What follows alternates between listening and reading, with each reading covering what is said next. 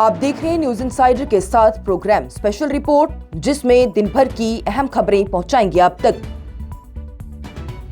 सुबह 3 बजे अभिषेक बैनर्जी के घर पर पुलिस और सेंट्रल फोर्स का छापा। लगभग 4 घंटे तक चली तलाशी। बंगाल की सियासत में नया हंगामा। टीएमसी ने लगाए सियासी इंतकाम के इल्जाम।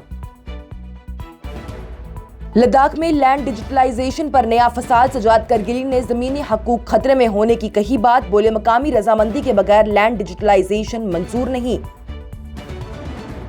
पेपर लीक और इम्तिहानी बेकायदगियों के खिलाफ कांग्रेस का मुल्क भर में कैंपेन। राहुल गांधी संभालेंगे मोर्चा। पीओके में रिजर्व सीट्स के खिलाफ एहतजाज तेज। 46 अफराद की मौत, 1100 से ज्यादा गिरफ्तारियों का दावा। मुजफ्फराबाद से मीरपुर तक एहतजाज की लहर।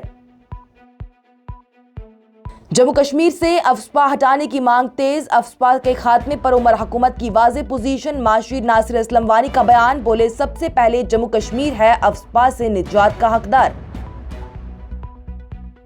और मुहर्रम के पेश नजर कश्मीर में 23 से 27 जून तक स्कूल इम्तिहान मुलतवी। डिपार्टमेंट ने कश्मीर के तमाम सरकारी और प्राइवेट स्कूलों को दी हिदायत। इस प्रोग्राम को आप तक पहुंचाने में हमारे साथ ताउन किया है ग्लोबल इनोवेशंस कंसल्टेंसी ने, जो कि तालीम के लिए वादी का भरोसेमंद ब्रांड है। स्टार हॉस्पिटल, सनत नगर, श्रीनगर ने, जहां दुनिया के बेहतरीन डॉक्टर्स हर मर्ज का शिफा बख्श इलाज करते हैं। मगरबी बंगाल की सियासत में एक नया हंगामा उस वक्त खड़ा हो गया है जब हफ्ते की सुबह तकरीबन 3 बजे पुलिस और सेंट्रल फोर्स ने तृणमूल कांग्रेस के कौमी जनरल सेक्रेटरी अभिषेक बैनर्जी के कोलकाता वाले घर पर छापे मारे हैं। पुलिस के मुताबिक ये कार्रवाई पश्चिम मेदिनीपुर के सलबोनी पुलिस स्टेशन में दर्ज एक माली धोखाधड़ी और एक्सटॉर्शन केस की तहकीकात के सिलसिले में की गई। कहा जा रहा है कि पुलिस अभिषेक बैनर्जी के पर्सनल सेक्रेटरी सुमित रॉय की तलाश में घर पहुंची थी। टीएमसी ने इल्जाम लगाया है कि पुलिस ने जबरदस्ती ताला तोड़कर घर में दाखिल होकर तलाशी ली, जबकि पुलिस का यह कहना है कि उन्होंने कई मर्तबा दरवाजा खटखटाया लेकिन कोई जवाब नहीं मिला।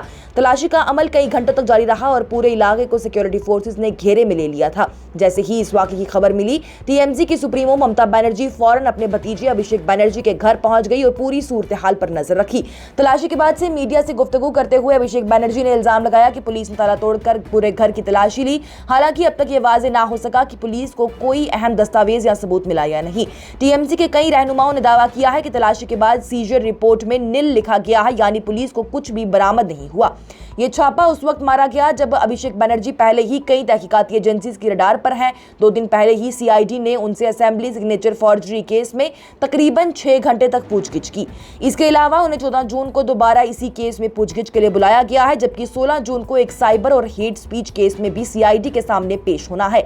दूसरी तरफ से बीजेपी का यह कहना है कि तहकीकाती एजेंसीज कानून के मुताबिक अपना काम कर रही हैं और कानून से कोई भी शख्स बरातर नहीं है, जबकि टीएमसी इस पूरी कार्रवाई को सियासी इंतकाम और अपोजिशन को दबाने की कोशिश करार दे रही है। इसी दरमियान इन्फोर्समेंट डायरेक्टोरेट ने टीएमसी के सीनियर रहनुमा और साबका वजीर मदन मित्रा के घर पर भी छापा मारा है। ईडी का इल्जाम है कि म्युनिसिपैलिटी रिक्रूटमेंट स्कैम में रिश्वत के बदले गैर कानूनी तकरूरी किए गए हैं और तहकीकात में मदन मित्रा का नाम भी सामने आया है। एजेंसीज के मुताबिक मामले की मजीद तहकीकात जारी है। करगिल डेमोक्रेटिक अलायंस के नए को चेयरमैन सजाद करगिली की जानिब से लद्दाख में चल रहे लैंड डिजिटलाइजेशन के अमल पर सख्त एतराज जताते हुए यूनियन टेरिटरी एडमिनिस्ट्रेशन से इसे फौरन रोकने का मुतालबा किया गया। एक्स पर शेयर की गई एक वीडियो में उन्होंने कहा, करगिल के सियासी समाजी नुमाइंदे, काउंसलर्स और किसानों की जानिब से मुसलसल शिकायत और रिप्रेजेंटेशन मिल रही है कि कई इलाकों में लोगों की रजामंदी के बगैर लैंड डिजिटलाइजेशन का अमल जारी रखा गया। सजाद करगिली ने कहा कि इससे पहले भी लैंड डिजिटलाइजेशन का मसला उठाया गया था और हिल काउंसिल के साथ साथ मुख्तलिफ सियासी और मजहबी तंजीमों ने भी इस पर तशवीश का इजहार किया। उनका यह कहना है कि जब तक कि जमीन के रिकॉर्ड मुकम्मल तौर पर अपडेट नहीं किए जाते और अवाम के तमाम एतराज दूर नहीं हो जाते, तब तक लैंड डिजिटलाइजेशन नहीं होना चाहिए। इल्जाम लगाया गया कि एडमिनिस्ट्रेशन ने पहले वादा किया था कि रिकॉर्ड की दुरुस्ती और स्टेक होल्डर से मशवरा किए बगैर यह अमल आगे नहीं बढ़ाया जाएगा, लेकिन इसके बावजूद कई इलाकों में काम जारी है। करगिली की जानिब से कहा गया है कि अवाम को डर है कि इससे उनकी जमीनें और जमीनी हकूक मुतासिर हो सकती हैं। उन्होंने इसे लोगों के लैंड सेफगार्ड्स को कमजोर करने की कोशिश करार दिया और कहा कि चुने हुए नुमाइंदों को नजरअंदाज करके फैसला नहीं किया जा सकता।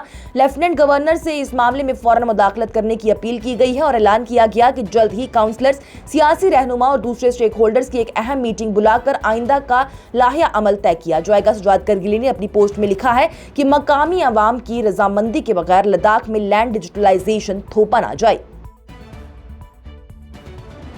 पिछले 70-75 साल के भारत के इतिहास में इतना नाकाम एडमिनिस्ट्रेशन जो पिछले 6 साल में हमने देखा है, हिंदुस्तान में कहीं नहीं देखा गया कि यूनियन टेरिटरी एडमिनिस्ट्रेशन लद्दाख के अवाम के मसाइल को एड्रेस करने में बुरी तरह नाकाम हो चुकी है।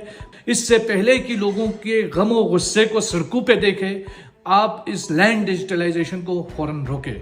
उसके रेजोल्यूशन को भी पैरों तले रोनते हुए यूटी एडमिनिस्ट्रेशन जो लैंड डिजिटलाइजेशन कर रही है वो किसी भी तरीके से हमको कबूल नहीं है। ये पूरा का पूरा हमारी ज़मीनों को इनसिक्योर करने, हमारे लोगों को अपनी ज़मीनों से जो है महरूम रखने की एक साजिश है।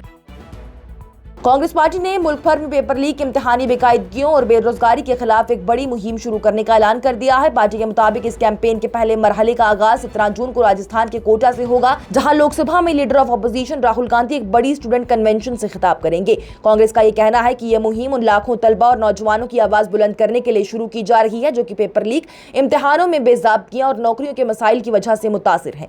राहुल गांधी कोटा के बाद ही इलाहाबाद में 10 जुलाई और पटना में 11 जुलाई और दिल्ली में 14 जुलाई को स्टूडेंट कन्वेंशन से खिताब करेंगे। कांग्रेस के जनरल सेक्रेटरी केसी वेणुगोपाल की जानिब से कहा गया कि इस कैंपेन का मकसद सियासी वाबस्तगियों से ऊपर उठकर तलबा को एक प्लेटफॉर्म फराहम करना है ताकि वो अपने तजुर्बात बयान कर सके और जिम्मेदारों के खिलाफ कार्रवाई का मुतालबा कर सके।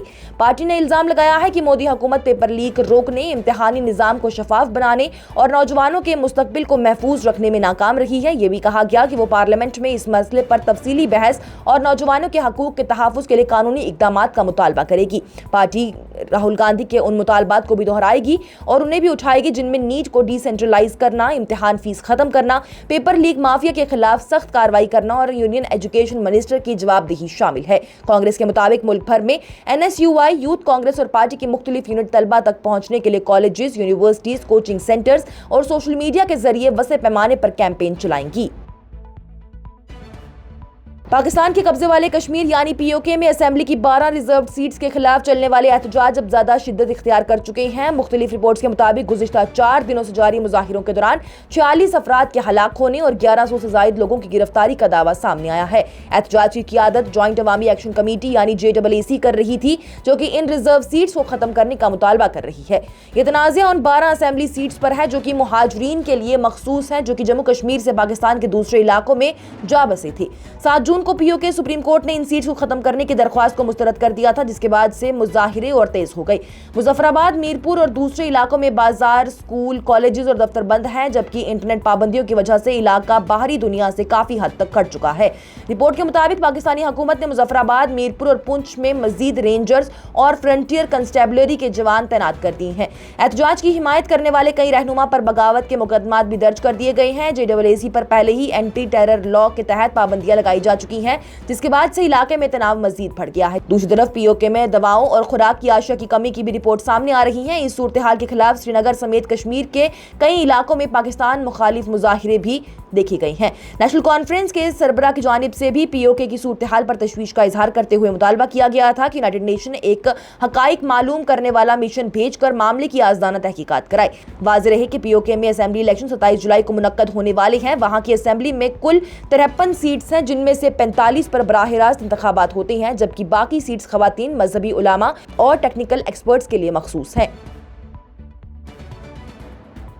जम्मू कश्मीर के वज़ीर आला उमर अब्दुल्ला के माशीर नासिर असलम वानी की जानिब से आज कहा गया कि अगर मुल्क के किसी भी हिस्से से armed forces special powers act यानी अफ्स्पा को हटाने का फैसला लिया जाता है तो सबसे पहले जम्मू कश्मीर को इसका हक मिलना चाहिए। श्रीनगर में एक तकरीब के दौरान ही मीडिया से बातचीत करते हुए वानी ने कहा है कि हुकूमत की ख्वाहिश, उम्मीद और दरख्वास्त है कि अफ्स्पा की वापसी या फिर खात्मे के किसी भी फैसले में जम्मू कश्मीर को तरजीह दी जाए। उन्होंने कहा कि अगर अफ्स्पा कहीं से भी हटाया जाता है तो हम चाहते हैं और दरख्वास्त करते हैं और उम्मीद भी रखते हैं कि सबसे पहले इसे जम्मू कश्मीर से हटाया जाए। वाज़ेह रहे कि अफ्स्पा एक ऐसा कानून है जो कि सिक्योरिटी फोर्सेस को डिस्टर्ब्ड एरियाज में खास इख्तियारात फराहम करता है। जम्मू कश्मीर में ये कानून कई सालों से नाफिज है और इस पर सियासी जमातों और मुख्तलिफ तंजीमों के दरमियान मुसलसल बहस होती है। वहीं नासिर असलम वानी के इस बयान के बाद से एक बार फिर से जम्मू कश्मीर में अफ्स्पा के मुस्तकबिल पर सियासी गुफ्तगू तेज होने का इम्कान है। वाज़ेह रहे तो गुज़िश्ता रोज में काबीना वजीर सकीना इत्तू की जानिब से इसी तरह की मांग की गई थी और कहा गया था कि जम्मू कश्मीर से सबसे पहले अफ्स्पा को हटाया जाना चाहिए।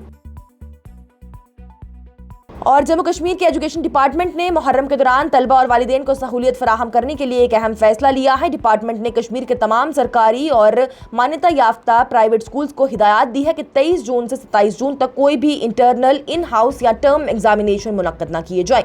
हेल्थ और एजुकेशन मिनिस्टर सकीना इत्तू की जानिब से बताया गया है कि यह फैसला जडीबल के MLA तनवीर सादिक की दरख्वास्त और आवाम की जानिब से मिलने वाली गुजारिशों के बाद लिया गया। उन्होंने कहा कि मुहर्रम के दौरान कश्मीर के मुख्तलिफ इलाकों में जुलूस और मजलिस का इंतजाम होता है, जिसमें की बड़ी तादाद में लोग शिरकत करते हैं। इस वजह से कई सड़कों पर ट्रैफिक डाइवर्जन्स और कुछ रास्तों पर बंदिशें भी लगाई जाती हैं। सकीना इत्तू के मुताबिक हुकूमत चाहती है कि तलबा को इम्तिहान देने में किसी किस्म की मुश्किल पेश ना आए और वो मुहर्रम की मजहबी तकरीबात में भी आसानी से शिरकत कर सकें। इसलिए तमाम तालीमी इदारों को सख्ती से हिदायत दी गई है कि इस मुद्दत के दौरान कोई इम्तिहान स्केड्यूल ना किया जाए। वाज़ेह रहे तो वज़ीर ने यह भी वाज़ेह कर दिया है कि अगर कोई स्कूल हुकूमत की हिदायत की खिलाफ वर्जी करता है तो उसके खिलाफ कानूनी और इंतजामी कार्रवाई की जा सकती है। इस फैसले को तलबा और वालिदैन के लिए एक राहत के तौर पर देखा जा रहा है, क्योंकि काफी लोगों ने मुहर्रम और इम्तिहान की तारीखों के टकराव पर अपनी तशवीश जाहिर की थी। आज की स्पेशल रिपोर्ट में इतना ही। दीजिए इजाजत। लेटेस्ट अपडेट्स के लिए देखते रहिए न्यूज़ इनसाइडर 24/7।